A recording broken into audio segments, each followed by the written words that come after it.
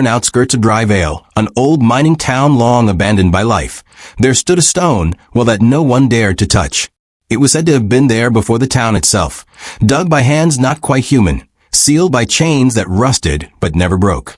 Travelers who stumbled upon it swore they heard whispers echoing from below, voices that promised gold, water, and miracles, if only someone would set them free.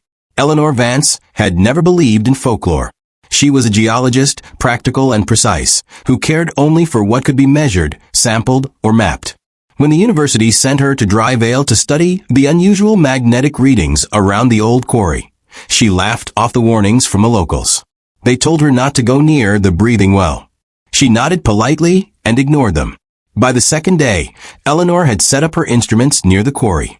The readings were strange, pulsing waves of magnetism that rose and fell like a heartbeat. When she plotted the data on her laptop, the center of the anomaly wasn't the quarry at all. It was 200 meters away, exactly where the old well stood. The well was deeper than she expected, its stones slick with age, the air around it colder than the desert wind. She leaned over the rim, shining her flashlight down. The beam went on forever, swallowed by darkness. For a moment, she thought she saw something move, something that shimmered, like scales sliding through water. Then, faintly, she heard it. Eleanor. Her breath caught. The voice was soft, familiar, echoing from somewhere far below. It sounded like her brother Daniel, who had died 3 years ago. She dropped the flashlight. It fell and fell, clattering once before the sound cut off. She turned away, shaking her head. "Just the wind," she whispered. "It's just the wind." But that night, as she camped near the quarry, she dreamt of Daniel standing beside the well, his eyes hollow, his lips cracked and bleeding as he whispered, "It's thirsty." When she woke, her instruments were dead, batteries drained. The ground trembled faintly under her sleeping bag. She followed the vibration to the well again. This time, the chains had shifted, stretched tight as if something below had pulled on them. The air stank of sulfur, and from somewhere deep inside, she heard a wet scraping, like claws on stone. Eleanor's rational mind faltered. She ran back to her Jeep, ready to leave, but the engine wouldn't start. Her phone showed no signal. Dryvale was a dead zone now. She was trapped. By sunset, the whispers returned, more distinct this time. They spoke her name again and again, overlapping like 100 voices in one. She tried to record them, but the microphone only caught static. When she threw a rock into the well, the whispers stopped abruptly. Then, seconds later, something threw it back. The stone landed at her feet, slick with black slime that hissed when it touched the dirt. Eleanor stumbled backward, trembling. She covered the well with a tarp and weighted it down with rocks, but all night long, she heard the sound of something breathing beneath it. The next morning, she found footprints around her camp, human-like, but longer, broader, each one sunk deep into the sand. They circled her tent, ending at the well.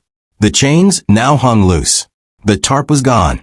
Eleanor wanted to believe she was hallucinating. Dehydration, exhaustion, stress, anything.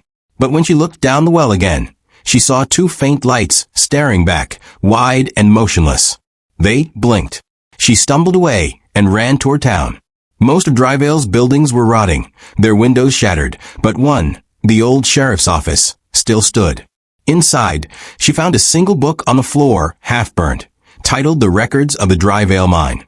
The last entry read, June 3rd, 1891. The men dug too deep. The thing beneath the stone drank them all. We sealed it, but the ground still moves. It whispers in their voices. Do not break the chains. Eleanor slammed the book shut. Outside, the wind howled, carrying the faint echo of her own voice calling her name. She turned, and there it was. The creature crawled from the well, dragging itself on too many limbs. Its skin glistened with slime and minerals, as if carved from wet stone. Its eyes were twin mirrors, reflecting her face back at her again and again, distorted and screaming. It spoke without moving its mouth. Thank you, Eleanor. You opened it. She backed into the sheriff's office, locking the door, but the sound of scraping metal filled the air. The creature's claws tore through the wood like paper. She grabbed her pickaxe, swung wildly, and struck it. The blade cracked, and the creature hissed. Black liquid splashed across her arm, burning through her jacket. Desperate, she ran to the back room. There was a trapdoor leading to the cellar. She climbed down, sealing it shut behind her. In the darkness, she could hear the creature moving above. Slow, methodical. Then silence. Hours passed.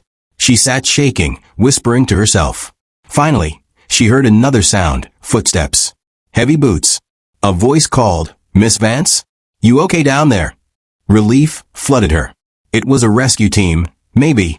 She called back, "Yes. I'm here." The trapdoor creaked open. She looked up and froze.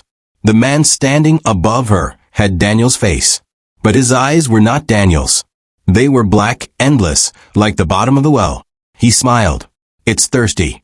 What happened next was never written in any report. When the university sent another team weeks later, they found her Jeep, her camp, her laptop, all coated in a thin layer of dried black residue. The well had been filled in with sand. The chains melted. Locals say you can still hear her voice at night, calling from the wind, whispering from beneath the earth. They say the creature never left, that it waits for anyone curious enough to lean over the edge and listen. And sometimes, when the desert is silent, the well breathes.